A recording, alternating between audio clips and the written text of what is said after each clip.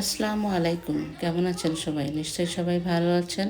আজকে আমি আপনাদের দেখাবো খেজুরের রস এবং দুধ দিয়ে হাতে বানানো সেওই পিঠার সম্পূর্ণ রেসিপি।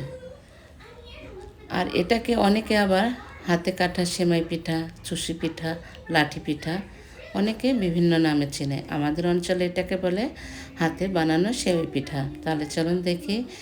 এখানে আমি চালের গুঁড়ো সিদ্ধ করে নিয়েছি এবং ভালো করে হাত দিয়ে ছেনে নিয়েছি। আর এইভাবে লম্বা লম্বা করে আমি অনেকগুলো তৈরি করে নিয়েছি। দেখুন এখানে আমি এইভাবে সবগুলোই আমি তৈরি করে নেব। তারপর আমি আস্তে আস্তে একটু একটু করে নিয়ে ওখান থেকে লম্বা যে ইয়েটা বানিয়েছি সেখান থেকে একটু একটু করে নিয়ে হাতের তালুর নিচে দিয়ে আমি এইভাবে বানিয়ে ফেলবো সবগুলো। তবে এই পিঠাটা খেতে অনেক মজা। দেখুন বেশি সময় লাগেনি পিঠাটা করতে। পিঠাটা অবশ্য আমিই বানাচ্ছি, আমি তৈরি করছি। দেখুন সবগুলো একে একে এইভাবে তৈরি করে নেব। পাশে আমি এখানে খেজুরের রস জাল দিচ্ছি। এখানে কিন্তু কখনো খেজুরের গুড় ইউজ করিনি, আমি ইউজ করেছি শুধু খেজুরের রস।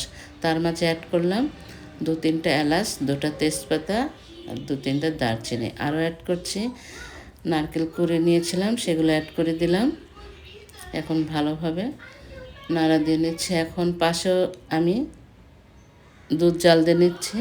এখানে আমি 3 কেজি দুধ নিয়েছি, তার অর্ধেক করেছি 1.5 কেজি। দুধটা আমি নামিয়ে রেখেছি একটু ঠান্ডা করার জন্য। আর এখানে খেজুরের রস জাল দিচ্ছে। দেখুন খেজুরের রস জাল দিয়ে দিতে কত সুন্দর কালার হয়ে এসেছে। এখন এর মাঝে আমি অ্যাড করে দেব সেওই পিঠা, হাতে বানানো সেই সেওই পিঠা। দেখুন এখানে কিন্তু আমি দুধ দেইনি, শুধু খেজুরের রসের মধ্যে আমি পিঠাগুলো ছেড়ে দিচ্ছি। অনেক সময় দেখা যায় খেজুরের গুড় অথবা রস দুধ একসঙ্গে জাল দিলে দুধটা কেটে যায়, পিঠাগুলো নষ্ট হয়ে যায়। আমার এই পদ্ধতিটা অবলম্বন করবেন, দেখবেন কখনই পিঠা নষ্ট হবে না, দুধও কেটে যাবে না। দেখুন আমি এখানে তবে রসের পরিমাণ কিন্তু আমি জাল দিয়ে অল্প করে নিয়েছি, যেন পরে আবার দুধ দিলে এর মধ্যে অ্যাডজাস্ট হয়।